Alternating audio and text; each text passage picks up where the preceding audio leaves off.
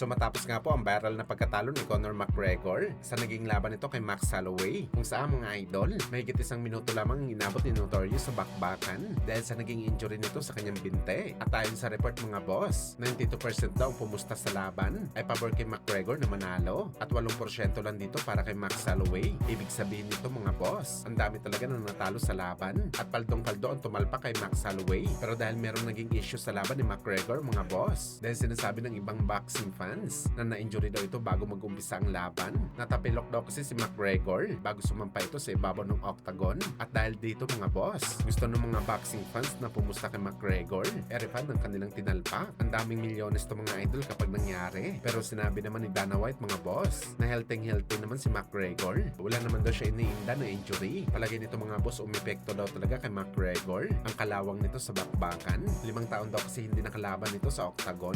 Masyadong excited daw ito sumipa kaya nabigla ang kanyang binte. Ano sa tingin nyo dito mga boss? Na-injury ba talaga si McGregor bago ang laban? O sadyang na-injury ito sa aktual na bakbakan nito kay Holloway?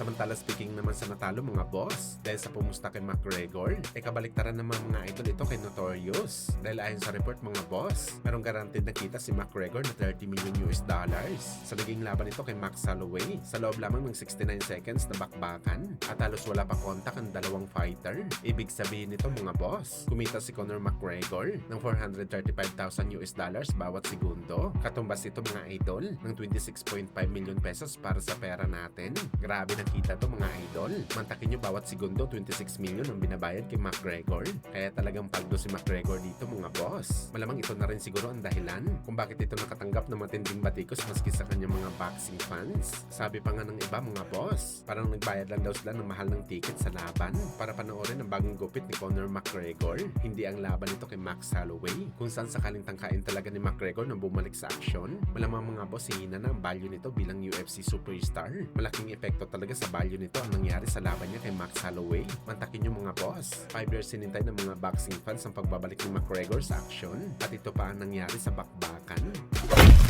Sa kabilang banda naman mga idol, Manny Pacquiao reaction kay McGregor. Aniya mga boss, kung papipiliin man daw siya kung sino ang gusto makalaban nito sa pagitan ni Khabib at McGregor, si Notorious daw talaga ang gusto ni Pacman na labanan. Sa ganun para patahimikin ang bunganga ni McGregor dahil sa sobrang daldal daw nito at syempre knockout na rin si McGregor sa bakbakan. Nauna na kasi sinabi ni Pacman mga boss na hindi daw siya kagaya ni Floyd na mahilig magdrama sa ibabaw ng boxing ring. Sa katunayan nito mga idol, ayaw pa ni Pacman ng exhibition fight kay McGregor. Gusto daw talaga nito ng totoong laban para walang dramahan at wasakan talagang bakbakan nila ng UFC legend.